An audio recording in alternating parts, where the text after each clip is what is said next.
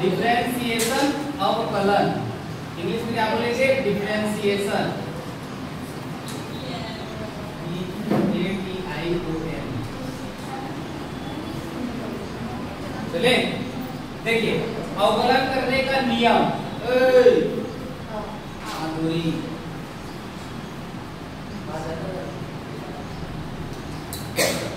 ध्यान समझना, d/dx का यूज करेंगे, अर्थात d/dx आपको बताएगा x के सापेक्ष अवकलन होगा, x के सापेक्ष अवकलन। d/dx लिखा तो यदि d/dy इसके सापेक्ष y के सापेक्ष क्या हो रहा है? अवकलन। याद रहेगा हमेशा यदि आपका नीचे में y है तो ऊपर भी y वाला कुछ ना कुछ होना चाहिए, जैसे y², तभी उसका अवकलन हो सकता है। तीसरा नियम कहता है यदि जिसके सापेक्ष अवकलन करना है सिर्फ उसी फलन का अवकलन होगा, ठीक है? उसी फलन का अवकलन होगा, बाकी को क्या कर देंगे? बाहर कर दिया जाता है। एग्जाम्पल बताओ, देखो इसी में एग्जाम्पल, यदि x³ का अवकलन करना है मुझे, x³ का अवकलन करना है, तो सबसे पहले फॉर्मूला जानो इसका होता है, तो d/dx x की पावर में n, x की पावर में n, इसके सापेक्ष अवकलन हो रहा है, इसके सापेक्ष हो रहा है। अब बताओ x यहाँ बस रहेगा तो उसी को कर सकते हैं, बट यही यदि ऐसे हो जाए y की घात में n तो इसका अवकलन नहीं होता। क्यों नहीं होता? क्योंकि हम किसके सापेक्ष कर रहे हैं? x के सापेक्ष। किसके सापेक्ष कर रहे हैं? x के सापेक्ष। तो ऊपर में तुम्हारा कैसा संख्या होना चाहिए? x ही होना चाहिए। कैसा होना चाहिए? x वाला कुछ भी फॉर्म होना चाहिए, बट x के अलावा कोई दूसरा हो तो हम उसको क्या कर देते हैं? बाहर। क्या कर देते हैं? बाहर, अर्थात ये बाहर हो जाएगा। लेकिन यहाँ इसका x की घात में n का समाकलन होता है x की घात nx n-1, क्या होता है? nx n-1। अभी x³ का अवकलन करना है, तो अब बताइए बेटा x³ का अवकलन करोगे तो x³ n की जगह में है कि नहीं बताओ? है, n की जगह है ना, तो इसका हम सबसे पहले लिखेंगे क्या? d/dx, क्या लिखेंगे? x की घात में 3, अर्थात बराबर x की घात 3, n की जगह में कौन है बेटा? n की जगह में कौन है? 3, n की जगह में कौन है? 3, n की जगह में 3। तो देखिए nx n-1, 3 कहाँ जाएगा? सामने 3 क्या जाएगा? सामने x 3-1 होगा कि नहीं? तो इसका क्या आ जाएगा आंसर? 3x, 3 में से गया 2। समझ में आया बेटा? यही अगर ऐसे रहेगा d/dy y की घात 5 का अवकलन करो, है ना? y, अब बताओ यदि x कर दूंगा तो बताओ इसका अवकलन होगा क्या? नहीं। d/dy लिखे, अब क्या हो जाएगा इसका? n की जगह में कौन है? 5, सामने है वो, तो 5y 5-1 अर्थात 5y घात में कितना आ गया? 4। समझ में आया कितना? फॉर्मूला में हमारा जिसके सापेक्ष अवकलन कर रहे हैं उसी का ही संख्या या फलन दिखना चाहिए तुमको। अगर उसके अलावा कोई दूसरा हो उसको क्या कर देंगे? बाहर, जा बाहर, हम तुरंत अवकलन नहीं करेंगे, ठीक? तो जैसे कि ये वाला कंप्लीट हुआ, अब इसी प्रकार बहुत सारे फॉर्मूला है, उसको देखते हैं। सम फॉर्मूला देखे तो सबसे फर्स्ट वाला ये वाला देखिए, x की पावर में d/dx x की पावर में का फॉर्मूला क्या होता है? nx n-1। क्या होता है? nx n-1। उसके बाद सेकंड देखिए, यदि आपको बोलेगा d/dx e की घात x का अवकलन क्या होता है, तो e की घात x का हमेशा क्या होगा, e की घात x ही रहेगा। क्या होता है उसका अवकलन, e की घात x। ठीक है, इसके बाद देखिए d बाई dx क्या हो जाएगा, sin x का होगा, क्या हो जाएगा cos x। d by dx sin x कभी भी आपको इस वाले फॉर्म में दिखेगा तो बराबर में क्या लिखोगे उसका cos x। यदि यही d by dx cos x दिखा तो क्या हो जाएगा sin x, बट इसमें होगा माइनस में, याद रहेगा। इसके बाद देखिए d by dx tan x का होता है sec स्क्वायर x। क्या होता है sec स्क्वायर x। इसके बाद देखिए d by dx sec x into tan x का होता है, क्या हो जाएगा sec x। कैसे हुआ, अब a लग के sec किधर तो sec है इधर एक बार है तो sec x into tan x बराबर में क्या हो जाएगा sec x होगा। अरे एक बार दो एक में मारा सेकंड को बचे d by dx sec x tan x का क्या होता है sec x हो गया। d by dx cosec square x का होता है माइनस cot x। क्या होता है cosec स्क्वायर x का माइनस cot x। अब एक और देखिए d by dx cot x into cosec x का क्या होगा, ये माइनस इधर आ जाएगा मतलब माइनस cosec x।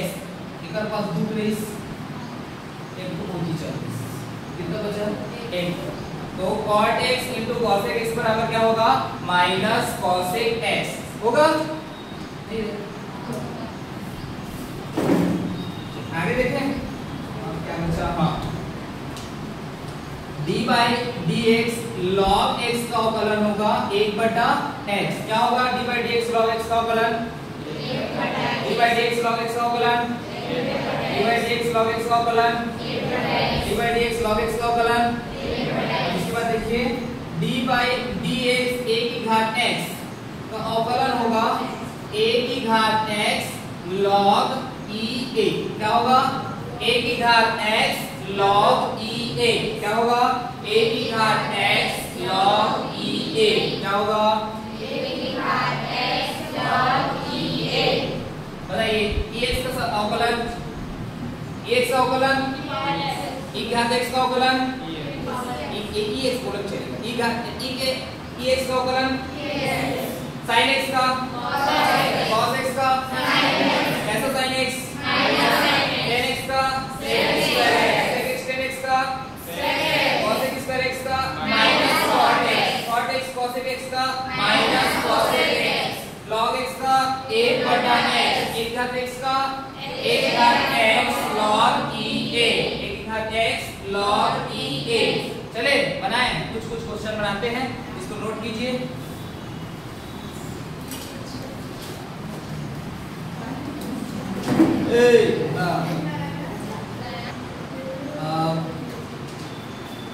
नौ बटा 2 और रूट x प्लस 3x की घात 5 प्लस 9x की घात में 3/2 बनाए।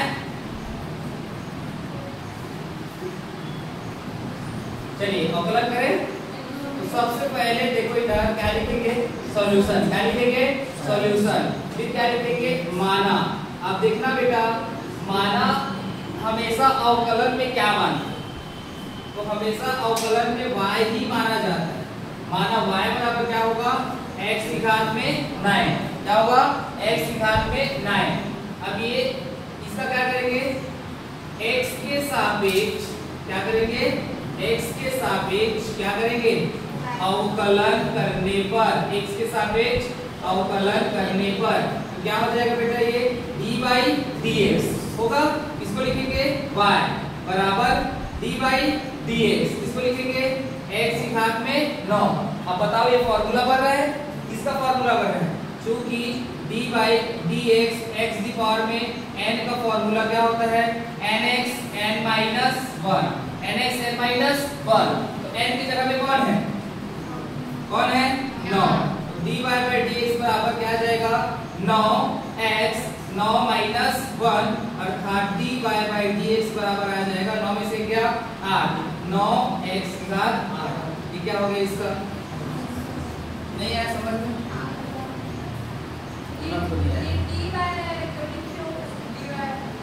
माना y बराबर y की जगह y बराबर x बार में नहीं माने, अब x के सापेक्ष अवकलन कर रहे हैं तो d by dx तो लिखना पड़ेगा। अर्थात ये बता रहे हैं x के सापेक्ष अवकलन हो रहा है y का, और y का मान क्या है? x की पावर में 9, इसलिए d by dx को ऐसे पकड़ के यहाँ लगा। हो गया? अब ये हो गया कंप्लीट। अब इसके बाद वाला देखिए, अब इसमें अचर राशि कौन है? दो हो सकता है उसका अवकलन क्या, उसको क्या कर देंगे? या बाहर है। इसमें भी कौन? चलिए देखिए सॉल्यूशन करेंगे, क्या लिखेंगे इसमें? माना किसके बराबर मानोगे? y बराबर क्या दिया है? 2x घात में 5 माइनस रूट 3x, ऐसी होगा। अब बताओ क्या करेंगे? x के सापेक्ष अवकलन करने पर, इसके सापेक्ष x के सापेक्ष क्या करोगे? अवकलन करने पर, तो x के सापेक्ष जब अवकलन करोगे तो क्या हो जाएगा?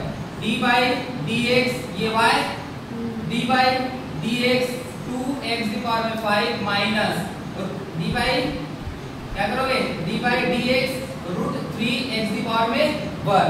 कुछ नहीं मतलब एक है। अब बताओ कौन अचर है इसमें? 2, और इसमें कौन अचर है? रूट 3, तो उसको क्या कर देंगे? बाहर। अर्थात dy by dx बराबर ये 2 बाहर, d by dx x की पावर में क्या आएगा? माइनस, इसमें कौन बाहर होगा? Root 3 d by dx x की पावर में 1। तो क्या हो जाएगा? यहाँ से आंसर देखना, dy by dx बराबर 2 x, ये वाला फॉर्मूला लगेगा x की पावर में n, nx n minus 1, n की जगह में कौन है? तो 5x 5 माइनस 1 होगा, माइनस ये रूट 3। ये बताओ एक बाहर आएगा तो 1x 1 माइनस 1 ऐसे होगा, नहीं जाते रहे, नहीं आया समझ में? तो dy by dx बराबर क्या हो जाएगा? 2 पंचे 10, x घात में कितना आ जाएगा? 4 माइनस रूट 3, एक x बस बचेगा, एक की घात है मतलब 1 माइनस 1 कितना हो जाएगा? 0। चूंकि x की घात 0 बराबर क्या होता है? 1। एक x की घात 0, a की घात 0, b की घात 0, किसी भी की घात 0 लगा दो उसका मान क्या आएगा? 1। क्या आएगा? 1। a की घात 0 मतलब 1, b की घात 0 मतलब 1, c की घात 0 मतलब 1, इसके घात 0 लगाओगे मतलब उसका मान क्या आएगा? 1। अर्थात क्या है तुम्हारा आंसर? dy by dx बराबर आ गया तुम्हारा 10x घात 4 माइनस रूट 3। यही बस आएगा, क्योंकि x घात 4 बराबर x घात 0 बराबर क्या होगा? 1, तो रूट 3 का 1 से गुणा करोगे क्या आएगा? रूट 3। समझ में आया?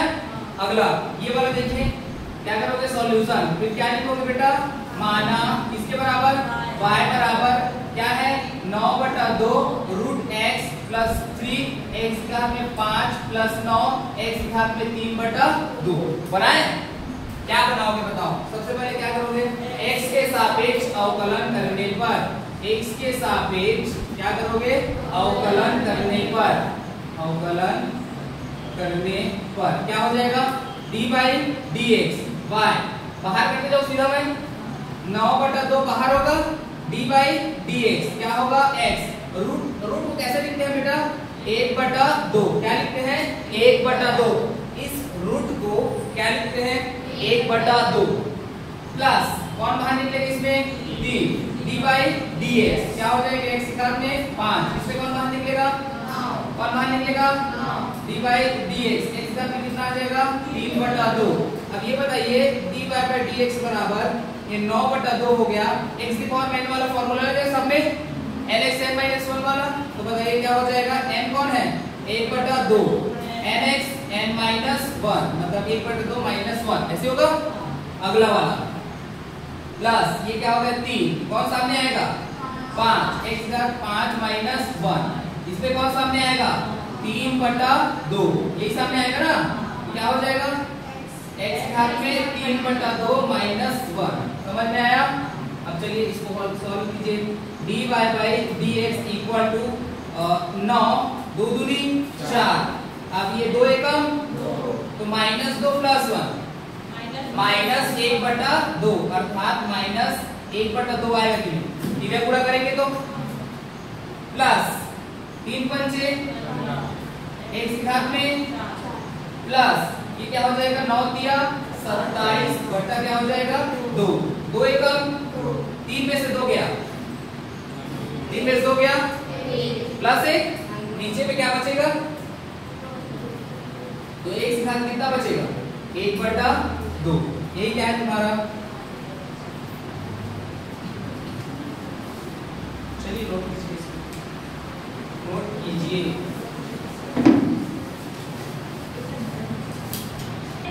sin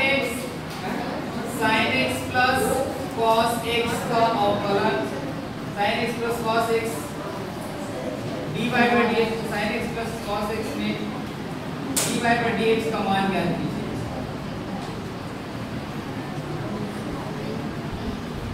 बनाए देखिए इधर सॉल्यूशन करेंगे। Good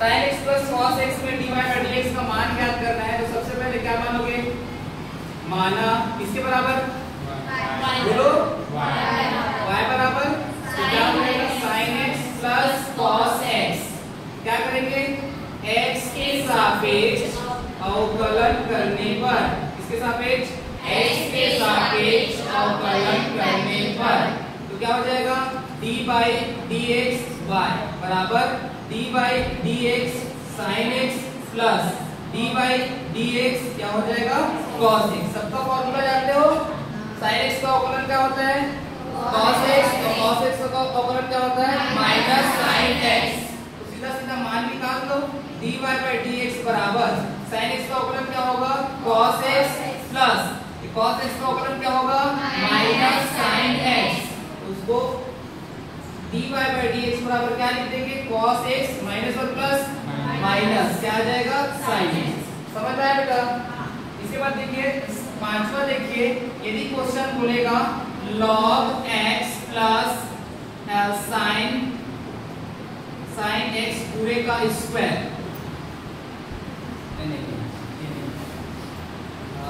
log x plus 10x plus cot x तब इसका अवकलन करेंगे तो क्या करोगे माना इसके बराबर माना y बराबर log x plus 10x plus cot x क्या करेंगे x के सापेक्ष क्या करोगे अवकलन करने पर x के सापेक्ष अवकलन करने पर तो क्या हो जाएगा यहाँ से d by dx y d by dx क्या हो जाएगा log x d by dx क्या हो जाएगा 10x d by dx क्या हो जाएगा cot x। अब ये बताइए dy by dx बराबर log x का क्या होता है 1/x लिखवाया हो कि नहीं log x का अवकलन क्या होता है 1/x 10x का क्या होता है sec square x cot x क्या होता है माइनस cosec स्क्वायर x अर्थात dy by dx का मान क्या आया 1/x plus sec square x minus और plus minus cosec square x। समझ में आया। तो विश्वास और घमंड में कुछ फर्क है मतलब थोड़ा सा बस फर्क होता है याद रखिए। जैसे मैं कर सकता हूँ ये क्या है मेरा विश्वास ऐसे बोलते हैं ना मैं कर सकता हूँ ये मेरा विश्वास ये सिर्फ मैं ही कर सकता हूँ ये क्या है मेरा। तो कभी भी घमंड में मत रहना कि ये मैं सिर्फ मैं कर सकता हूँ और कोई नहीं कर सकता। तो कई जन ऐसे व्यक्ति हैं जो सिर्फ मेरे बताया हुआ ही रहता है अच्छा मतलब मैं ही गणित का बस टीचर हूँ और कोई दुनिया में है नहीं है ऐसे बोलते हैं कि सिर्फ मेरे बताए हुआ को लिखो मतलब दुनिया वाले जितने भी गणितज्ञ हैं वो सब बेवकूफ हैं। ऐसे व्यक्ति हैं दुनिया में उन लोग को सीख लेना चाहिए कि आप घमंड में हैं और घमंड एक दिन चकनाचूर होता है याद रखना। तो कभी भी घमंड में मत रहना कि सिर्फ मैं ही कर सकता हूँ। अरे भाई दुनिया में तो और बड़े बड़े हवा है देखे नहीं हंस कभी भी घमंड में नहीं रहना चाहिए। याद रखना, इंसानों को ठोकर मिलती है ना तभी सीख मिलता है उससे, वरना नहीं मिलता। वरना अपने आप को बहुत राजा हरिश्चंद्र समझते कि मैं बहुत बड़ा तुमचंद्र। अरे कुछ नहीं है भाई, कहना पृथ्वी में आए हो तो एक सामान्य मनुष्य की तरह जीवन व्यतीत कीजिए, न कि अपने आप को कुछ बना के। जितने भी बड़े बड़े व्यक्ति लोग रहते हैं ना, वो लोग भी शांत स्वभाव के रहते हैं। देखना, कभी भी घमंड में मत रहना कि ये सिर्फ मैं ही कर सकता हूँ। ये ऐसे व्यक्ति है तुम्हारे ही आसपास और तुम जानते हो कौन है, फिर भी भाई हम बोलते नहीं। तो कभी भी ये मत सोचना, मैं कभी भी बोलता हूँ कि मैं ही बस बोलता हूँ, करो बोलता हूँ। मैं क्या बोलता हूँ, सुंदर दिखने के लिए लिखो रे, ऐसा बोलता हूँ। सुंदर, जितना तुम सुंदर कॉपी को दिखाओगे उतना ही तुम्हारा नंबर आएगा। मैं कभी नहीं बोला हूँ कि सिर्फ मेरे बताया हुआ वो करो करके। तुम लोग भाई सुंदर दिखने के लिए लिखो, बोलता हूँ, हमेशा याद रखना। और तुमको वही लोग हमेशा तकलीफ पहुंचाएंगे जो तुम्हारे बहुत ज़्यादा करें। याद रखना, मुझे भाई सच बता रहा हूँ, उन लोगों ने रुलाया है जिसको मैं एकदम बहुत बहुत ज़्यादा पसंद करता हूँ। उन लोगों ने और बहुत रोए हूँ। ऐसा नहीं है, किसी भी वे में मैं मत सोचिए आप, सच बोलता हूँ। मैं जिसको अपने लाइफ में पसंद किया हूँ उसी ने लास्ट में जाके मुझे ठोकर दिया है और उसी के कारण ही मैं तकलीफ आया हूँ। तो याद रखना, आपका अपने अलावा कोई इस दुनिया में नहीं है। तुम ही मेहनत कर सकते हो, तुम ही अपने आप को बदल सकते हो, तुम ही हर चीज कर सकते हो। तो अपने आप को अकेले रखोगे तो सबसे ज़्यादा बेटर पाओगे। अगर आप ये सोचोगे कि ये मेरा साथ देगा, वो मेरा साथ देगा, तो कोई नहीं देगा बेटा। वो सब के सब तुमको संघर्ष तो अकेले ही करना है। आप संघर्ष में अकेले रहते हैं, बट आपका जब रिजल्ट आता है तब आपके साथ पूरा परिवार आता है। लेकिन संघर्ष तो करोगे तो आप अकेले। जब रिजल्ट खराब आता है तो आपके घर वाले भी आपका साथ नहीं देते हैं। क्या बोलते हैं, कैसे कमाइस, बोलते हैं ना, कैसे कमाइस बता दो, तो पढ़ाया लिखाया और कर यहाँ भेजे हम हैं, कोचिंग भेजे हम, इतनी भेजे हम, तो बोलते हैं। और वही रिजल्ट अच्छा इसका क्या बोलेंगे, मेरी बेटी अच्छा पढ़ती है, मेरे बेटा अच्छा पढ़ता है, बोलते हैं।